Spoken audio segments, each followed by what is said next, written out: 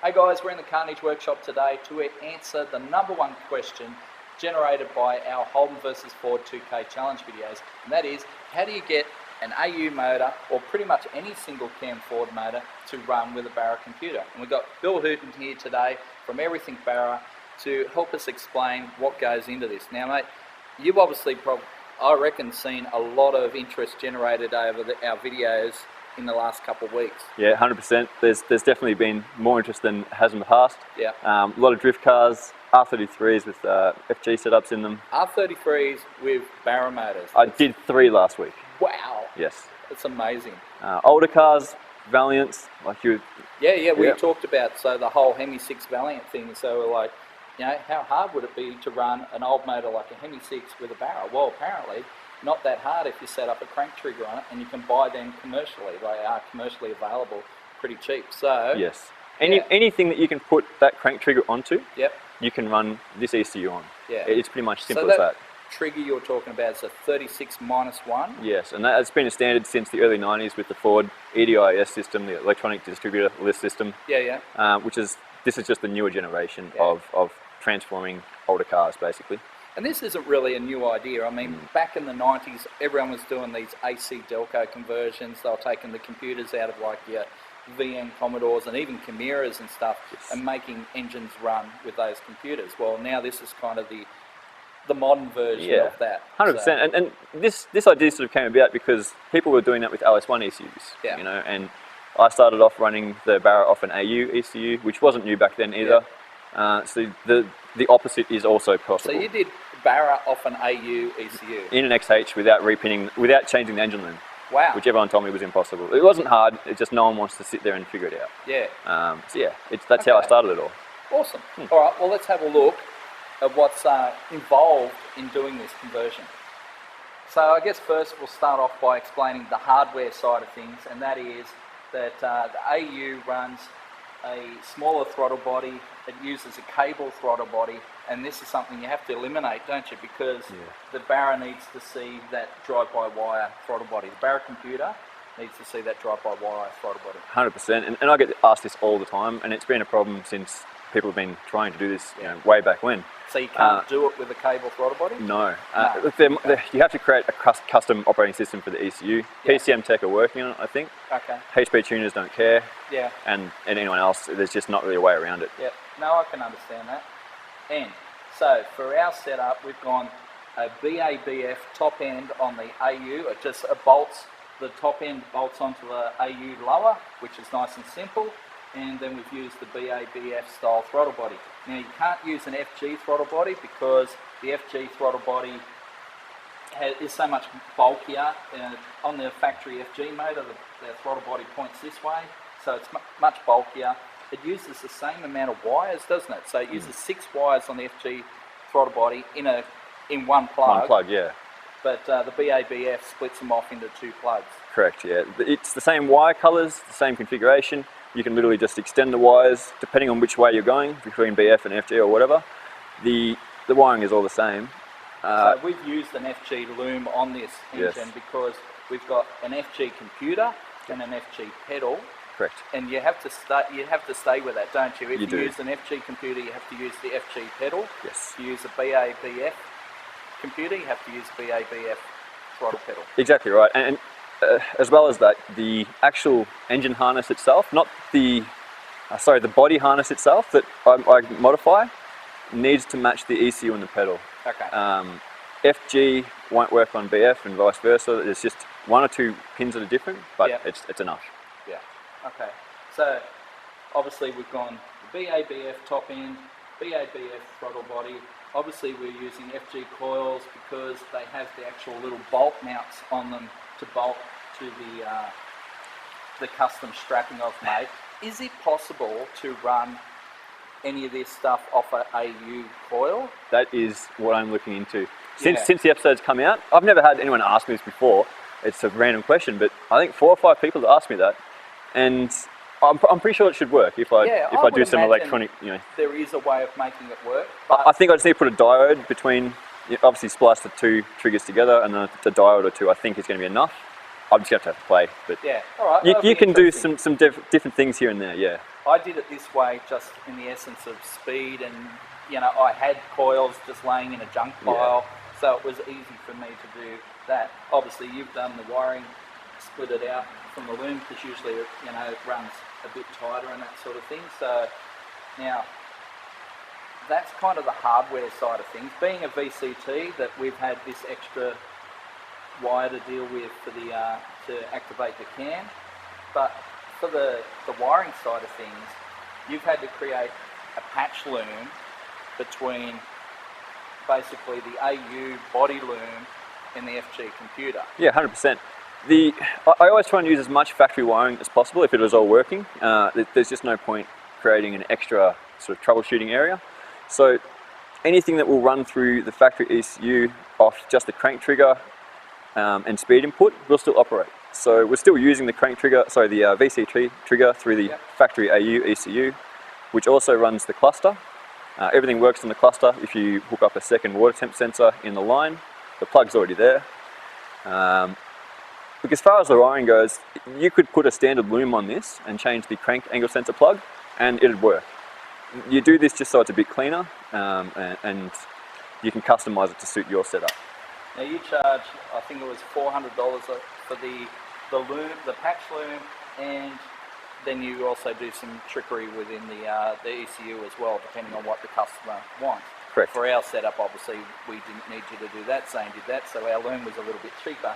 But still, so you've got the patch loom that goes from the AU, so that's this plug here.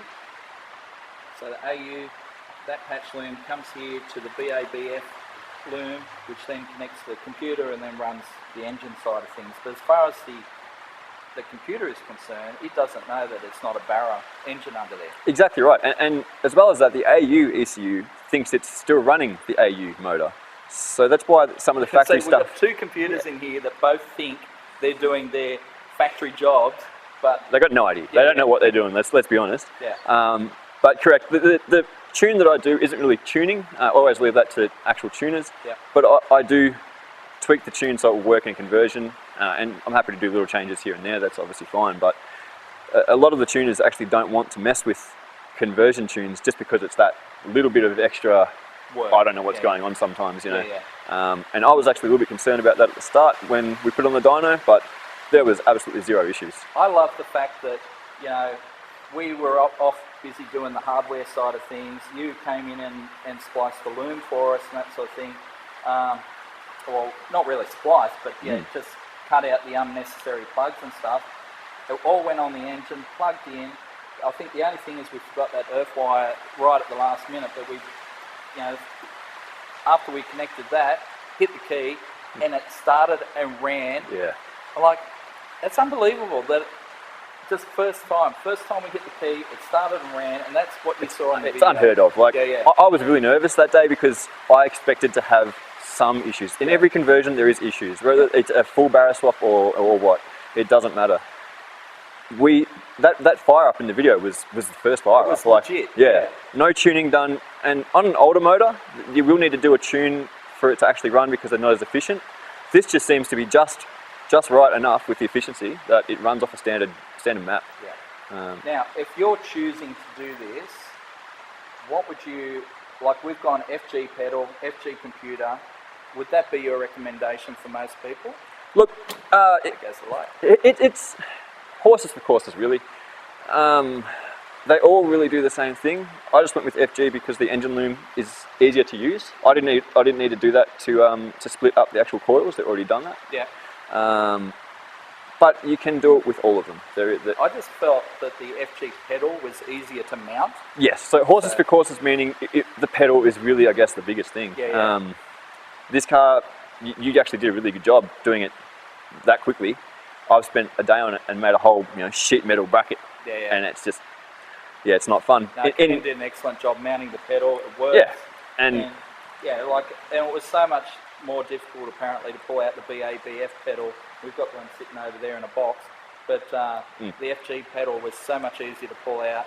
And then, because you have to keep that pedal with the computer, because we didn't know that when we got the BABF pedal that we needed an FG pedal for the FG computer. Exactly right. The FG pedal actually mounts from the top.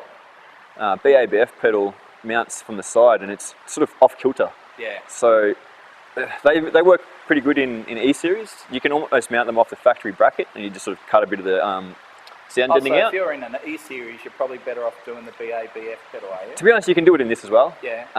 But it's not quite as good as it can be, I guess. Yeah, yeah. But the whole setup is super flexible.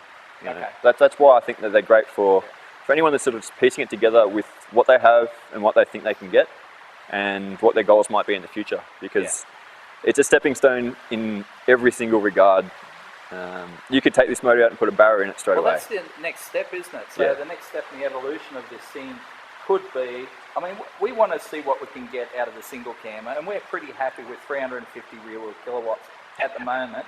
I think we may even trial a LPG AU motor, which apparently they're a bit stronger. So we'll give that a crack. And then we can just bolt a Barra into this and swap over the engine loom part of it. So just use the factory engine loom on a factory Barra, drop that in, and it'll work. 100%. Yeah. It's the same in terms of the setup. It's just as basic as it can get. Yeah. And then if we wanted to upgrade further, go that next level, the computer plugs are all there. So if you wanted to go Haltech, you can get the Haltech plug-in Barra computer, plug it into that setup, and then you get so much more functionality. You know, if you wanted to set up, you know, just any sort of external, internal inputs and that sort of thing. And to be honest, if you put a Haltech in, you could run any single motor off it, because you can change the trigger inputs and all that kind of stuff. So, and I did the loom for Zane's White EF.